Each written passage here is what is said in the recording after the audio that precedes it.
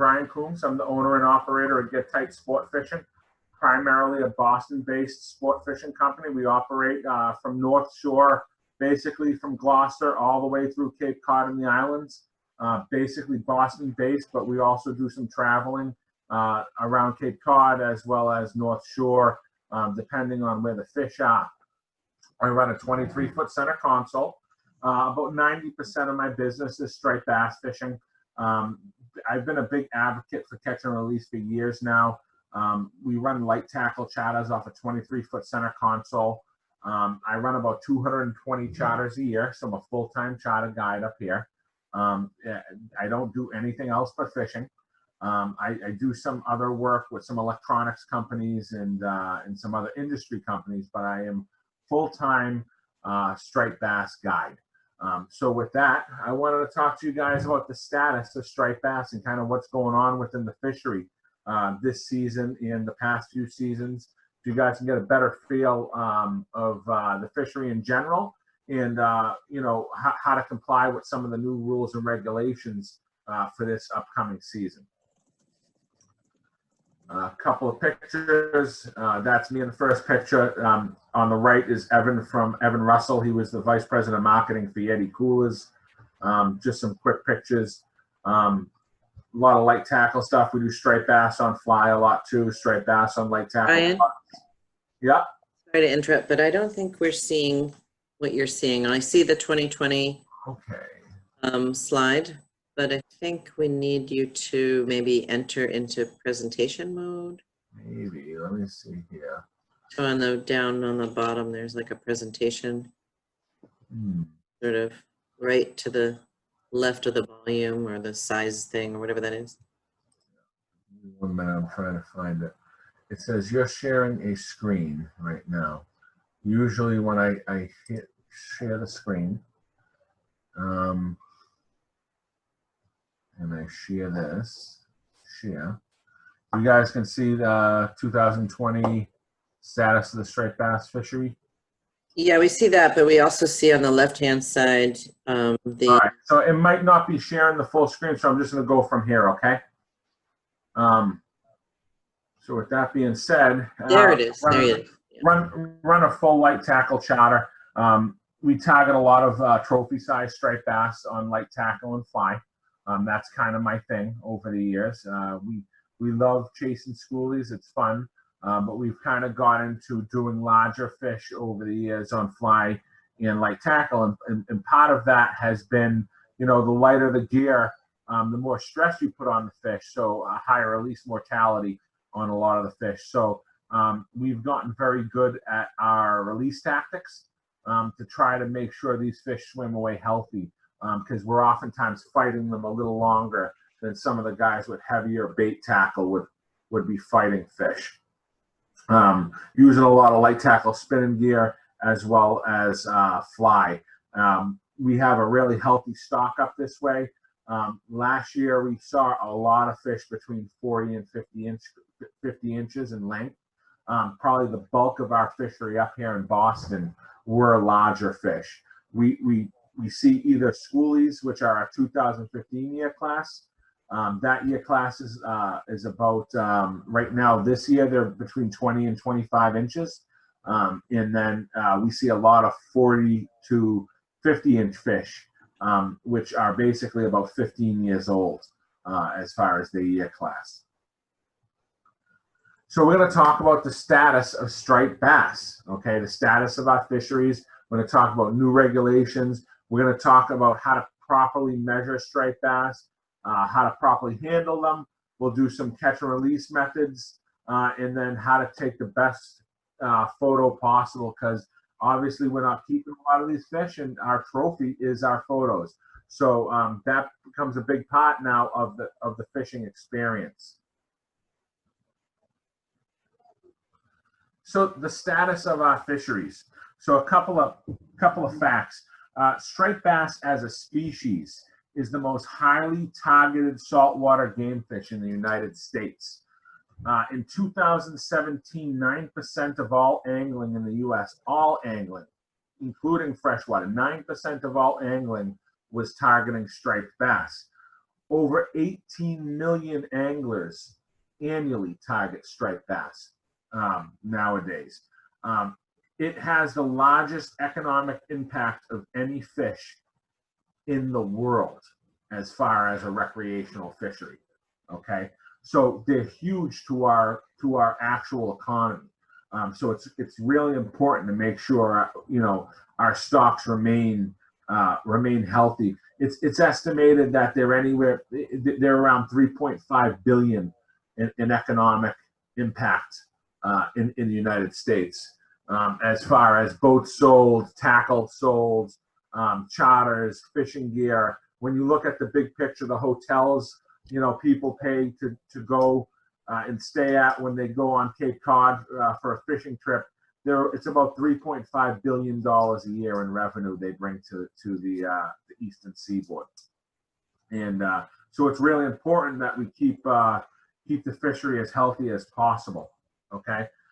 Over the last few years, we look at something called SSB, spawning stock biomass, and we look at something called RRM, which is release mortality, and we kind of weigh them against one another. So basically, spawning stock biomass consists of large adult breeding females. And what we've seen over the last several years is that spawning stock biomass just keeps getting lower and lower and lower and lower progressively every year. Then we also looked at what's called recruitment. And recruitment are the fish that are bred and that come out of the rivers, smaller fish, hatchling size fish, 1-year-old fish. And every year we put a number to recruitment. And over the last several years, we've had some good recruitment years, but the majority of them are actually been fairly terrible as far as what we look at a status point for where we want to be in the fishery. Okay, so our last two good years were the 2011 and 2015 year class fish. And when we look at how to rebuild our fishery, those are really going to be the 2 year classes that are going to bring back our stocks. Our stocks are way down, well below crashing right now.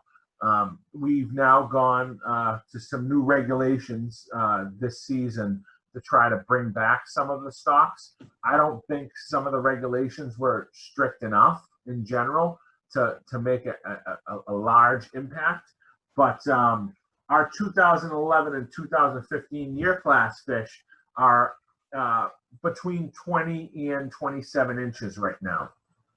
So those are all those healthy schoolies everyone's seeing everywhere right now, feeding on the surface in Boston Harbor, Cape Cod, South Shore, North Shore. We've basically been invaded by these schoolies. And last year they were a little smaller, and the year before that they were a little smaller. But those are what we're going to use to rebuild the fishery, all right, to bring our numbers of spawning stock biomass back up, okay? So a few years back, state of Massachusetts and DMF did an acoustic tagging study. So we were able to see a lot of new data with this. This study was very similar to the white shark study, where fish were outfitted with acoustic transmitters, and then acoustic transmitting station buoys were put all over the eastern seaboard. You know, I think there's like 2,000 or 3,000 buoy transmitters, you know, over the entire seaboard and up these southern rivers. So every time a striped bass now swims by these buoys, we have 500 tagged striped bass. They ping the buoy, and so we get to see, okay, number 2001 fish, you know, swam by this buoy on this date, and then, you know, he may have swum by this buoy at this date. So we're able to track movement of fish, where they migrate to. Do they come back to the same spots? And so what we've started to see is subpopulations of striped bass within the fishery. okay? Boston's Harbor and North Shore fish are their own subpopulation. Cape Cod Bay is its own subpopulation.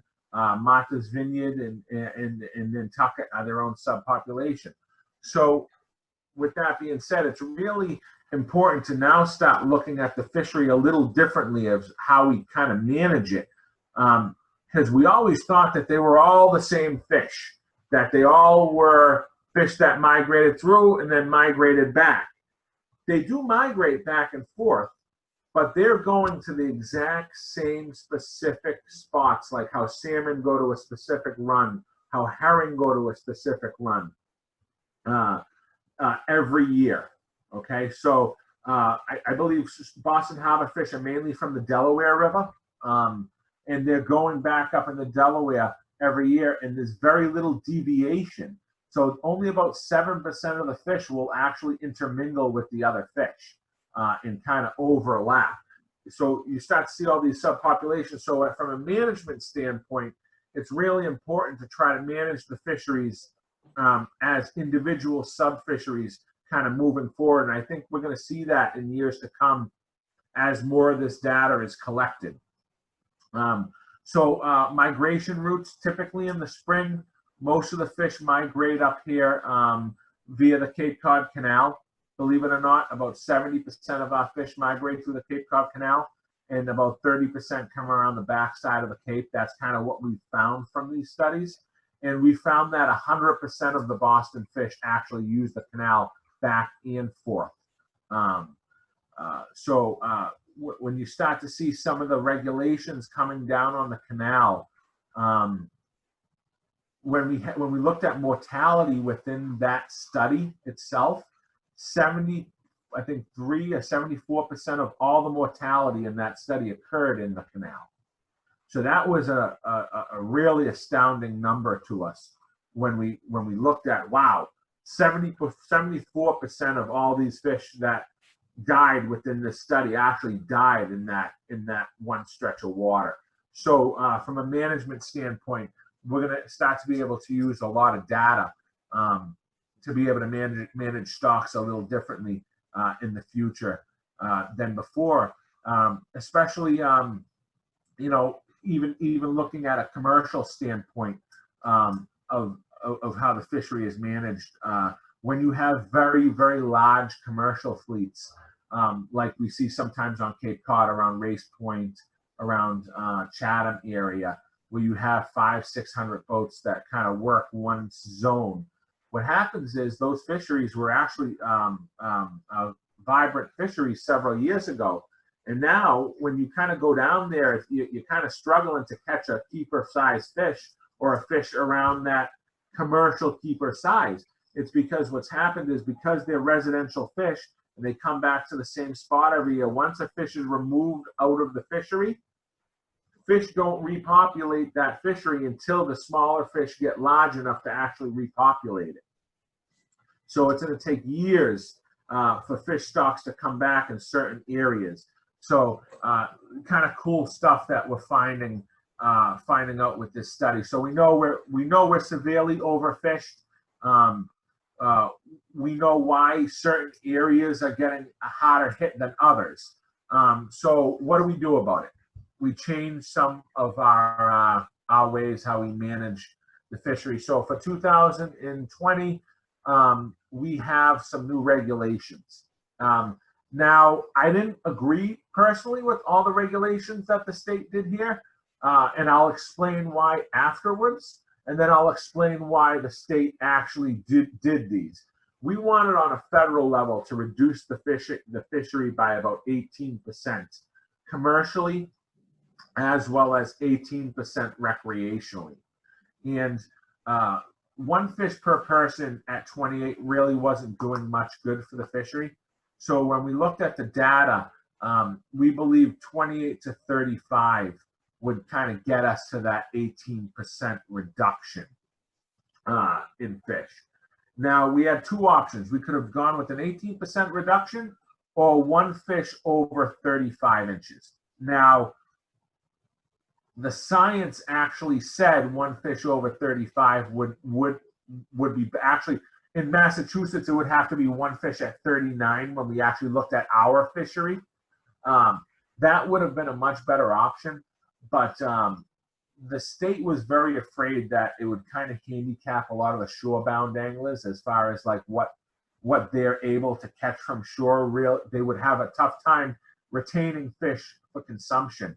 So out of the two options, even though the higher slot 39 plus was much healthier for the fishery, we decided on 28 to 35 to kind of help the shore-bound anglers actually retain some more fish, which kind of defied the science. I wasn't okay with it.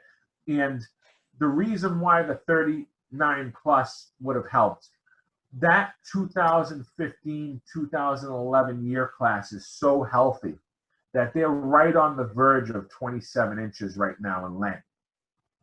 At 28 inches, they start to spawn. You would have had at least 6 seasons of spawn of a large mass of spawning fish within the fishery. Now, because you have a lot of spawning fish, rather than a couple of big breeders, your genetics tends to be much healthier across the fishery. Okay, when you tend to only have a couple of big breeders, if the fish is unhealthy, the genetics become unhealthy within the fishery. So the 39 plus, I'm hoping for 2021 gets brought back to the table, and hopefully we can get some traction behind it, because it's going to be much, much, much better to kind of bring things back. And if you guys can remember years ago, it was one fish at 36. And when we went to one fish at 36, after about 10 years, we had an unbelievable fishery. Everything bounced back. There was fish everywhere. There was tons of 30 to 36 inch fish. It was a blast. Anyone could go out and hook into these fish from shore, from boat. It really was an amazing fishery. And that's kind of where we need to get this fishery. And we need to piggyback that on top of the 2011 and 2015 strong year classes. But unfortunately, the state went with the slot instead to kind of appease some anglers that were kind of upset with the high retention limit. I think a lot of people were kind of fooled by the old mentality of a bigger fish lays more eggs, which they do. But when you have 100 little fish to one big fish, I mean, it's just genetics wise and egg wise, it's no comparison when you see them spawn side by side with how many eggs can actually be laid. So for this year, we have a slot 28 to 35 inches, one fish per person. The other big thing that happened this year, to help out the release mortality, and I'll talk about release mortality really quickly.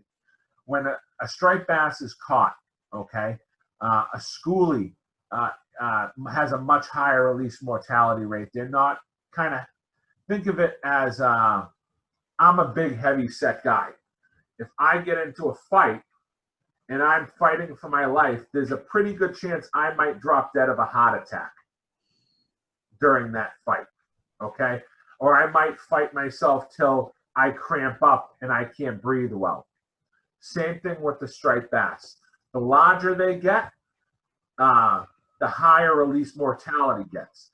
So a schoolie-sized striped bass might have about a 9% mortality rate throughout the fishery. That's treble hooks, that's everything. When you look at all the ways it can be caught.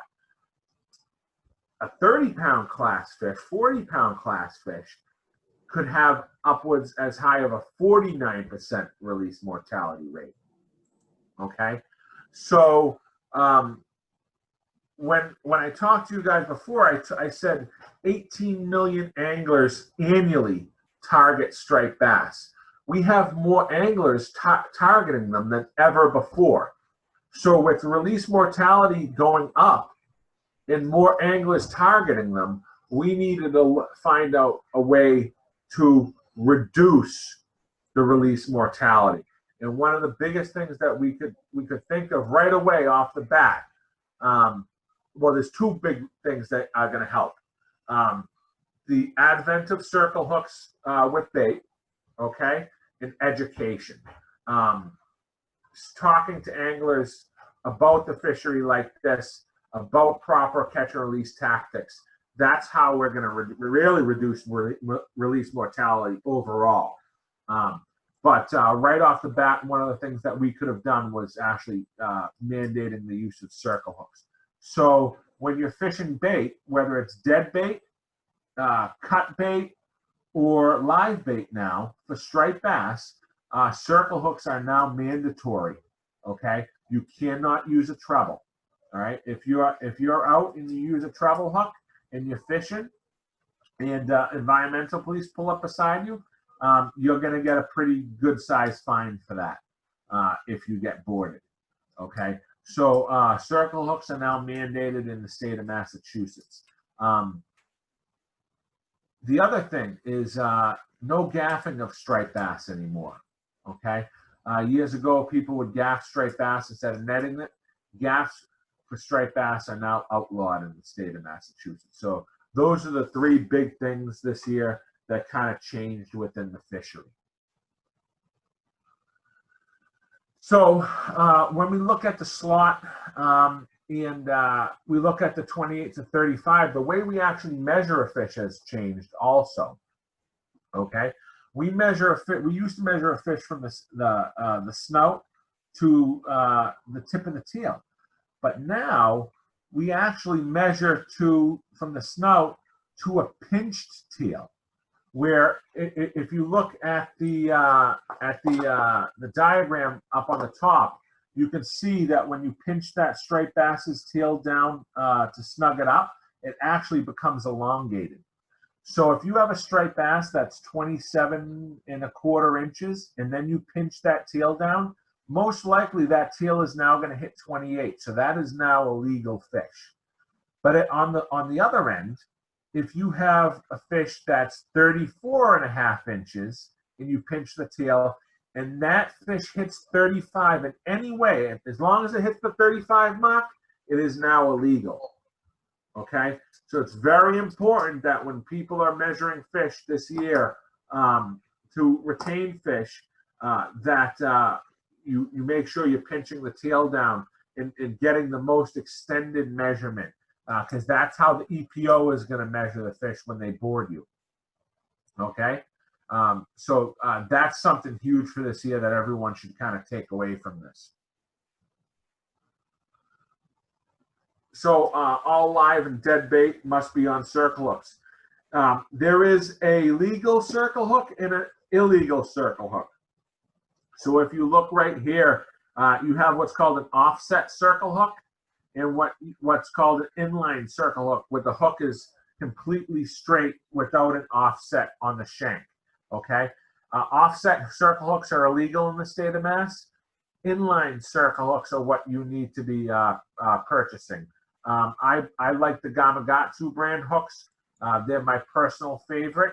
And those, there's several brands out there, but you want to make sure you're purchasing an inline circle hook for this season.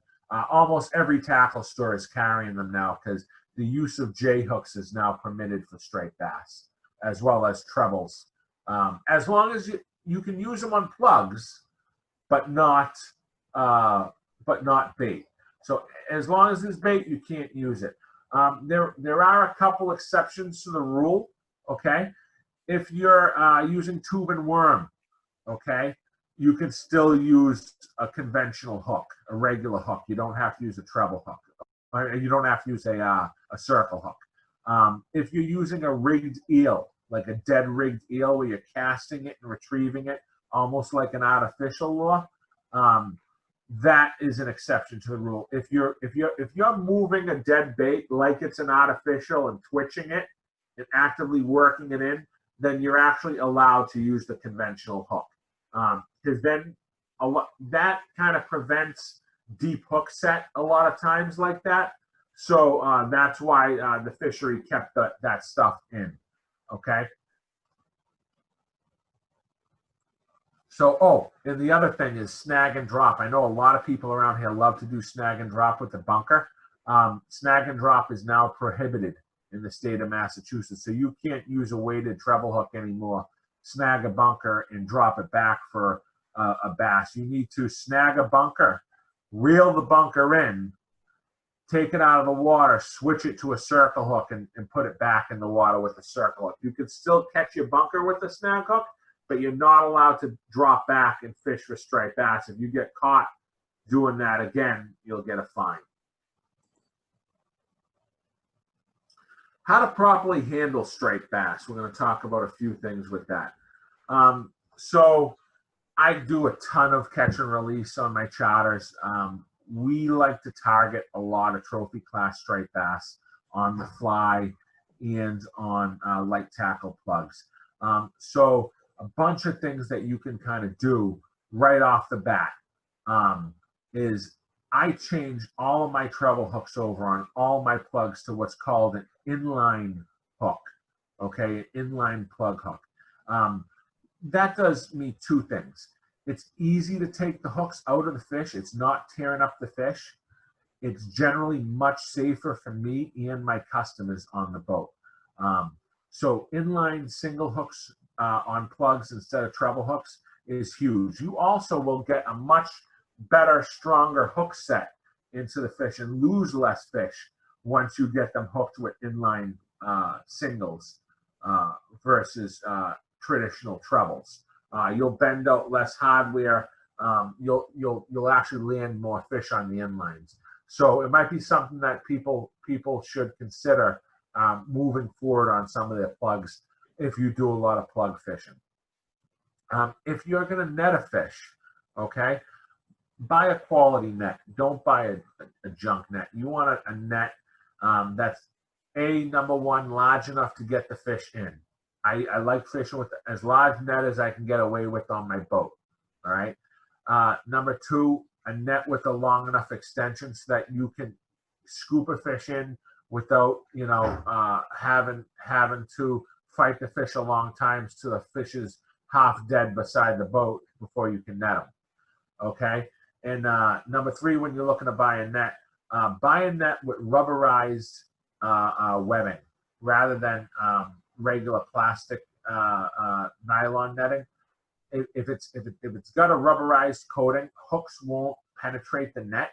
So a lot of times when you bring a fish on the deck with treble hooks, one treble's through the net and it takes you, 2 or 3 minutes to get that treble out of the net and then out of the fish. That is more time that the fish is out of the water dying on the deck. So it's really good to have a net with rubberized webbing on it. Another big thing, a lot of people years ago, we see the vertical fish picture where everyone's holding the fish straight up vertical. And a lot of times when you're holding a larger fish by the jaw, you're actually dislocating their jaw. Like if you put a boca grip on a fish to weigh it, a large fish, a lot of times you're doing a lot of damage to their jaw structure. So we want to kind of get away from actually holding a fish by the jaw vertically.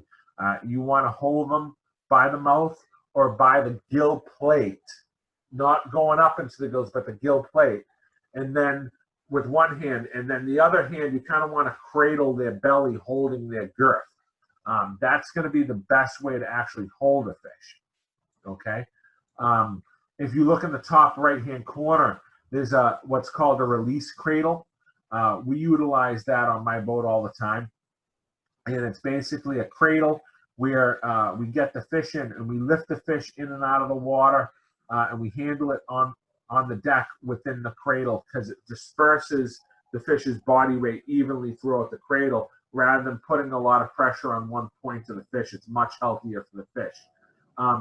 With your nets, your deck, or your release cradle, a huge thing you want to do is always make sure everything is wet before the fish comes aboard. Okay, that by having a wet net and using a wet net or a wet release cradle or wetting the deck, it keeps the fish's slime coat on there. so the fish has less chance of getting a bacterial infection after the actual release. So that's huge. And then the other thing is just the biggest thing of all, when you're properly handling fish, is the amount of time we have the fish out of the water. So usually when I hook a fish, the first thing I do, the very first thing I do, customers fighting the fish, I grab my phone. I put it on camera. I put the phone right up on top of the dash where I know it is. I grab my leadering gloves. I put my leadering gloves on, okay? I'm telling the customer how to fight the fish. I'm jockeying the boat for the best position, okay? Once the fish comes to beside the boat, I wet the net real quick. I scoop the fish in the net. I bring the fish gently up onto the deck. I lay them on the deck. I gain control of the fish by the mouth. I take the plug out of them. I lift the fish up by the belly, okay, and by the jaw. I tell the customer, as the customer's fighting the fish, even before it comes onto deck, when it comes onto the deck, I want you to go to the front of the boat. This is how I want you to hold the fish when we get the fish on the deck, okay? The customer's prepared and ready to hold the fish, okay? I pass them the fish. My phone's all ready. I grab my phone. I take 2 or 3 quick shots, okay? We get a quick tape measurement on the fish, and the fish gets laid back in the water. A fish, that whole process is no more than 30 seconds on a fish. I've seen people do it upwards of 5 minutes. If you have a fish out of the water for more than 60 seconds, that release mortality goes sky high, and most likely for a larger fish, they're not going to survive. So it's really important to make sure we're as fast as possible when they're on deck. And the other thing is, if you can handle a fish in the water, if you can see the guy with the fly rod handling the fish that's actually in the water, we call it keep them wet. If you can keep them in the water, unhook them in the water, vent them out in the water without ever having to take them out, they're going to swim much healthier than if you ever even take them on the deck at all. Okay, so those are some good tips on fish handling.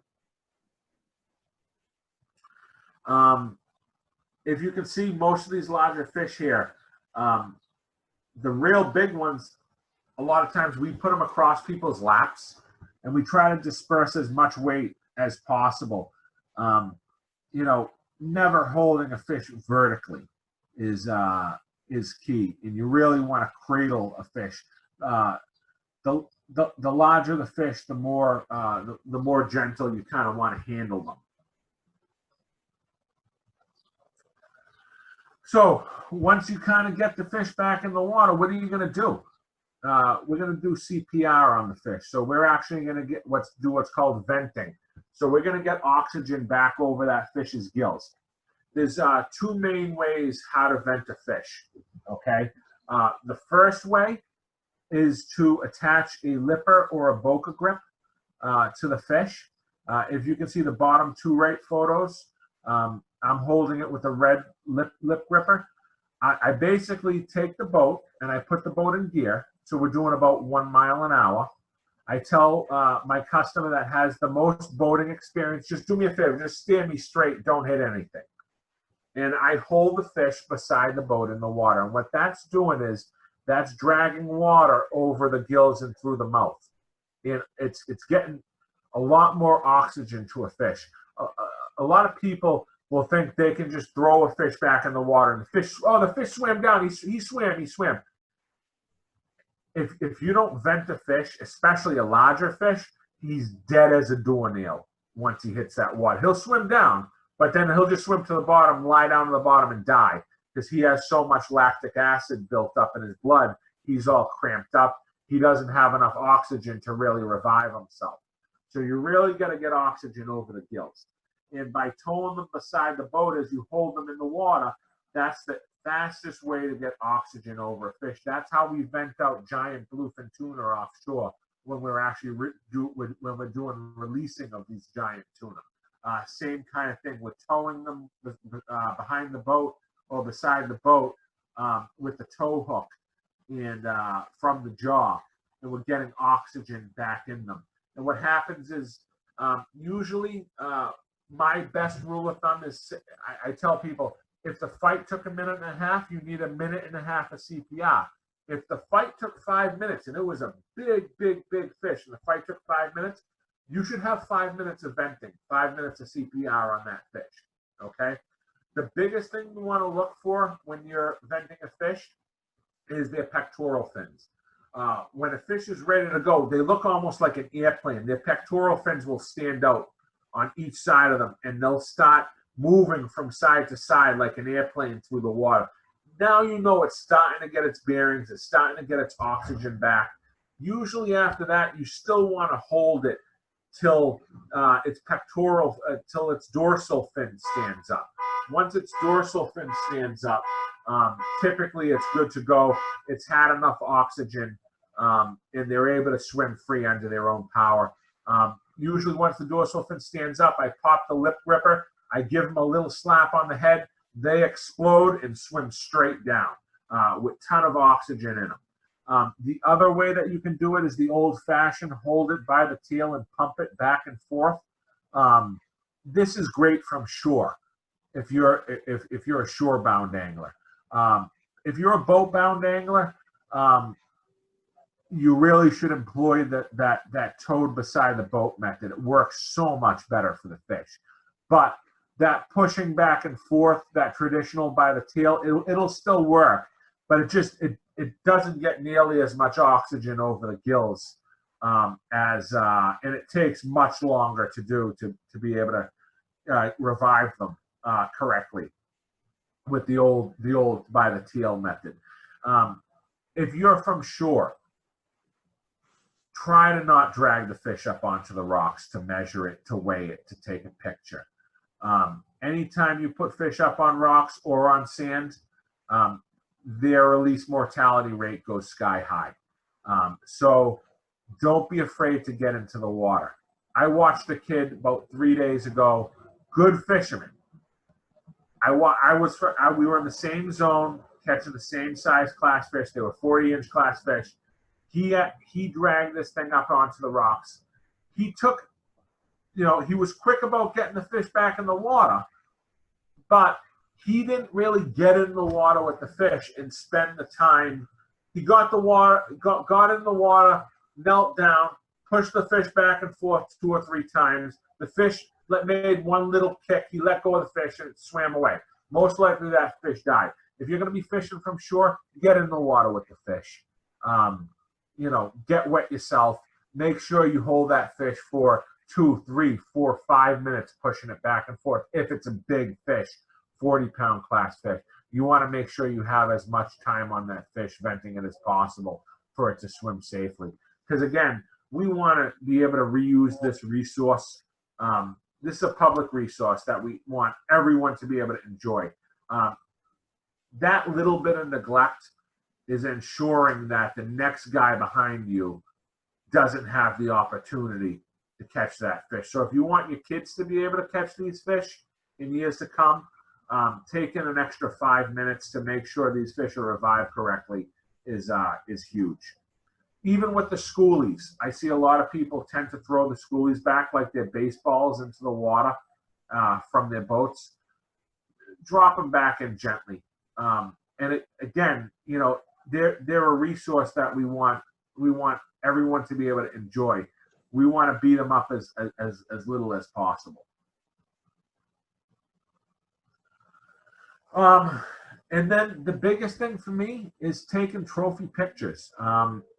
I do a lot of photography for some magazines, for myself personally, for my social media.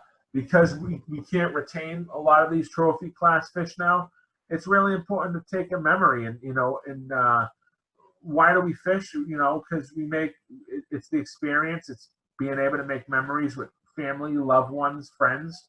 And nothing saves a memory better than a picture. And having the right picture makes a huge difference. All 3 of these pictures here are magazine quality pictures that have all been in magazines. And think of the shot that you want to take ahead of time. That's what I tell a lot of people. Have your camera equipment ready. Talk to the angler that's going to be holding the fish, how you want them to hold the fish for the shot. before they get the fish on deck. Okay, spend some time with them like that, so that when the fish comes on deck, everything goes smoothly. Make sure you don't drop the fish. Once a fish hits the deck, they're as good as toast when you go to release them. So be as organized as possible. Take your time doing CPR on the fish. Couple of great shots. One of the best shots is the catch and release shot that you see on the left with the fish in the water. I mean, that's the healthiest shot. That fish right there came to the boat. All right. I grabbed him by the face. I popped the plug out of him. I grabbed him by the tail. I spun him around. I never even took him in the boat. And we got one of the best shots right there of me reviving this fish. It's a big fish, without me even having to bring the fish in the water. And I know that fish swam back healthy, the way we did that. The shot on the top right, that fish was 46 pounds right there that kid's holding. But if you look, he actually has it across both of his knees. And that was really important. We call that a lap dance shot when we do the photography. And the entire fish's girth is rested on its belly right there and dispersed between his two hands, so it's not really injuring the fish that much. Okay, we actually sprayed him down with the hose a little bit beforehand on his lap so it wouldn't take off that much of the slime coat, because we knew we wanted that shot for him.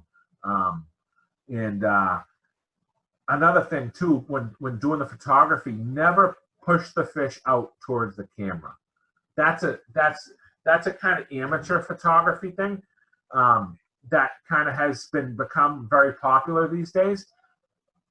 Bring the camera to the fish.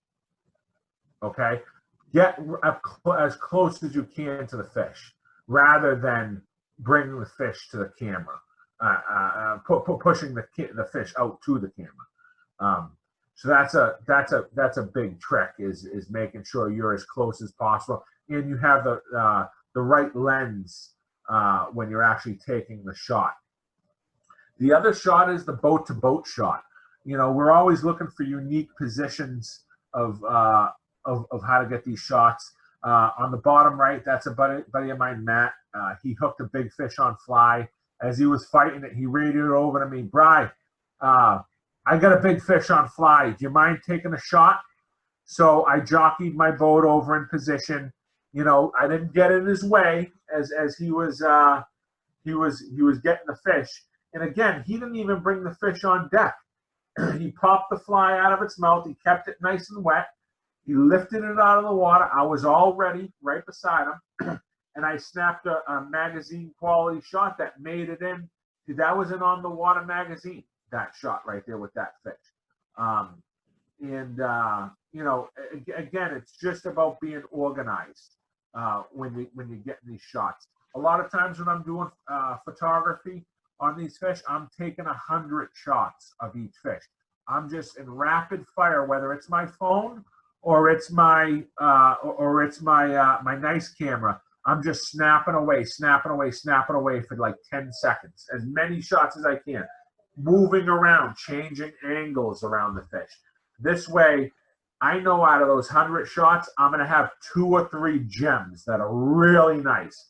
And when you send a customer a picture like that, it makes their year. They're showing everyone the shot, you know. And if that shot gets picked up by a magazine, I mean, they're even more ecstatic, because now their memory is now, you know, being shared everywhere.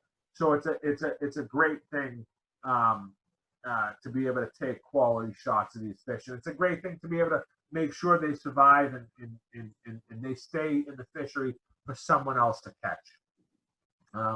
And with that, if anyone has any questions and answers, I can answer any questions about the fishery. So, if anybody has a question, are we back to my screen now? Now we're done with your presentation. Yep. And you see me now. We Correct? can, yep, we saw you before just as a little head. Now you're, Okay. yeah.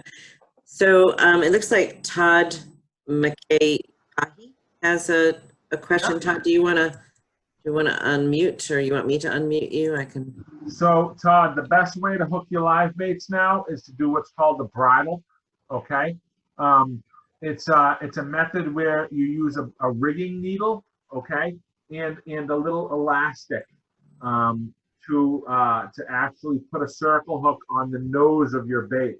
What happens is the whole circle hook, if I can grab it real quick, the circle hook stays exposed right on the nose, and you get much better hook penetration with the fish when the hook's on the outside of the nose, actually, rather than being buried into the fish.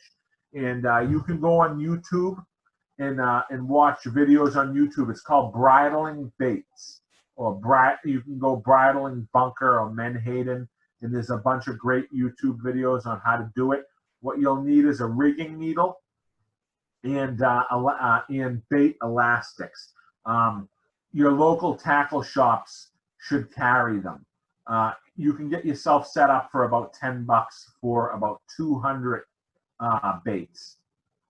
You get about 200 for $10. You get your rigging needles, which are reusable, and then you get about 200 elastics. So it's quick, it's easy, and it's so once you watch a YouTube video, you can practice on a soft plastic a few times to try to make sure you're doing it correctly. And once you got it, it's you should be able to rig a bait in like 8 seconds, 10 seconds. It's quick, you know. Anybody else have any questions at all? No? Good. Awesome. I actually had a question. Yeah. You said when you hold the fish, to get them in the gill plate, but not the gills. So you have the outer gill plate, which is about right here. Okay. Yeah. If you go up into the gills, that's where you're going to be holding them. If you can secure a fish kind of on the outside, just like this, onto the gill plate as you're holding them right here, I usually hold them like this, and then I cradle with the other hand like this under the belly. Okay. Once you grab a fish by that gill plate and you're just holding the outside of that gill plate on the side of the face, they calm right down. If you have a big fish by the mouth, they thrash. And the first thing it's going to do is take it. A lot of times they're going to take your that sandpaper mouth is going to take all your skin off. So I prefer to hold the fish by the gill plate. They become very docile. It's like holding somebody by the neck. You kind of immobilize them in that way. But we don't want to be jamming our hands up into their gills at the same time. We just want to be grabbing gently the outside of the plate where the face is. Perfect. Does anybody else have any questions? They can either use the chat, or I'll try to browse through. Most of you are not visible to me, but anybody? Okay, well, there's one more. Jeff Goodell says, any tips for CNR from a kayak? Yeah, everything that we talked about, just limit the amount of time out of the water for the fish. Make sure you use that towing method to kind of tow the fish beside you. If you have a pedal drive, it's really easy to do, with one of those lip grippers to make sure it gets plenty of oxygen in it. Those are the two biggest things that I could think of from a kayak. Make sure your lap is nice and wet before you slide it up over your lap to unhook it, And again, if you have those inline plug hooks, rather than a traditional plug hook. I'll show you the hooks right now that I'm talking about.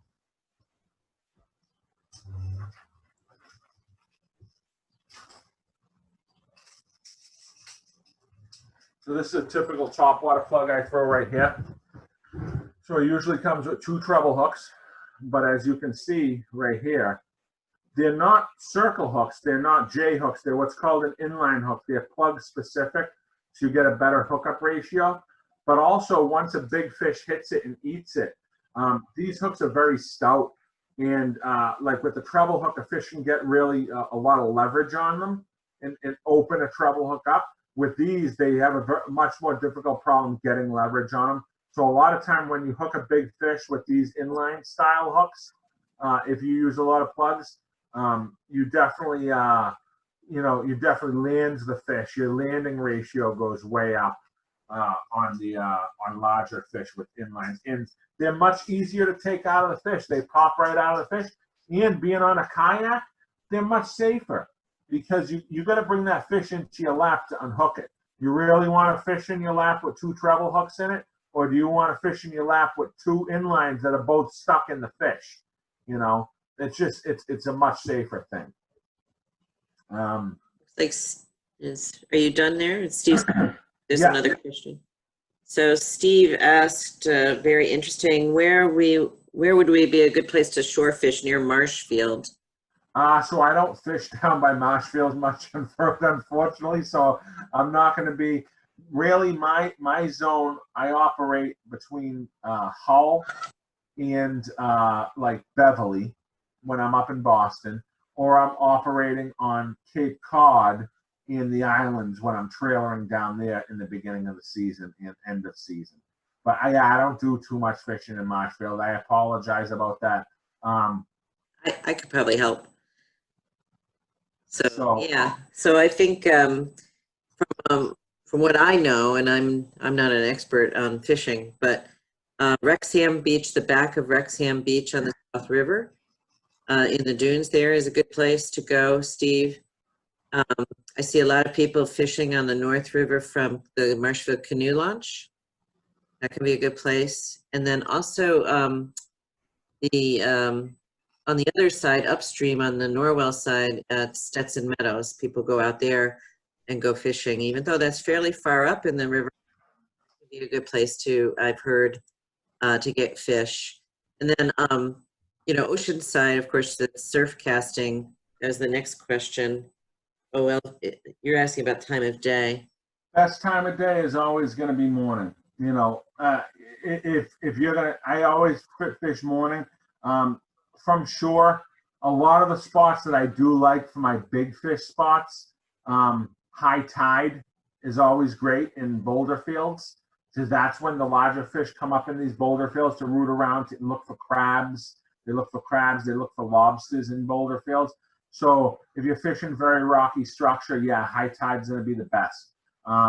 If you're fishing a cut or an area with fast moving water, like an outflow, you always want to be, mid to the middle of the tide to the end of the tide on the outgoing, I usually say, because that's when all the bait's being fleshed out at that point. So you're going to have your most action usually. So, Captain, can you tell us a little bit about what you're seeing out there right now in the next? Right now, we're seeing tons and tons and tons of that 2015, 2011 year class fish between 20 inches and 27 inches. It's kind of hard to avoid them, especially if you're by boat. There's been surface feeds everywhere at all points of the day. You can kind of count on light tackle feeds. Some bigger fish are just showing up in the Boston area right now, 40 to mid 40 inch class fish. There's not a ton of them just yet. I think by next week, we have a good set of tides coming next week. I think by middle of next week, we'll see a good push. We have a lot of sea herring up in the Boston area right now, live sea herring. And I was eavesdropping on a radio frequency for the commercial pogie boats yesterday, and the commercial pogie boats are finding large amounts of pogies just outside the harbor. They're waiting to start in a seine out there with their nets. So I would think we're going to see large numbers of pogies moving in the next week too. And right behind that, you're going to see the big fish like the last couple of years, all those 40-inch class fish moving in. Well, it looks like I don't think we have any other questions on the chat, but Brian, I just want to say thank you. That was a great education for me. And, we have great concern for the stock of the striped bass. One of the reasons that one of the things that we use as a way to encourage people to help us with restoring fisheries for the river herring is the love of this recreational fishery. And we want to make more river herring so that we can make more food, so we can have more of everything else that eats it, including this fish. And we want to make sure that when we are offering something like a striper tournament, it's catch and release. We want people to do it correctly to minimize the damage that they're doing, and to, you know, enjoy it, but do it smartly. Yeah. And so that we can all enjoy this resource for ourselves and for the next generations. Very good. It's really, really educational. Well, I'm glad you guys had me tonight. I had a good time, and good luck everyone on your tournament. All right, and good luck to everybody, regardless of whether they go fishing on a tournament or not. But hopefully you will, and if you'd like to look at our website, just go to nsrwa.org and join us for it this weekend, coming Friday. All right. All With right. that, we're going to end it. Thanks. Bye. Thanks, everybody. Thanks so much, Brian. Yep.